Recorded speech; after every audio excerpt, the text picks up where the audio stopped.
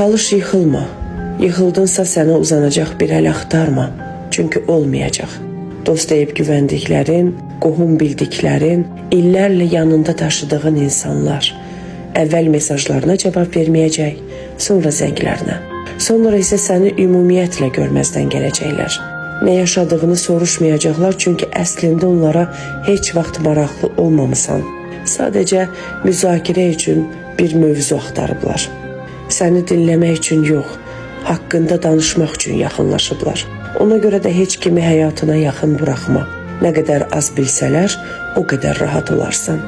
Unutma, sənin ağrını anlayacaq insanlar çox azdır. Amma ağrını müzakirə edəcək insanlar saysızdır.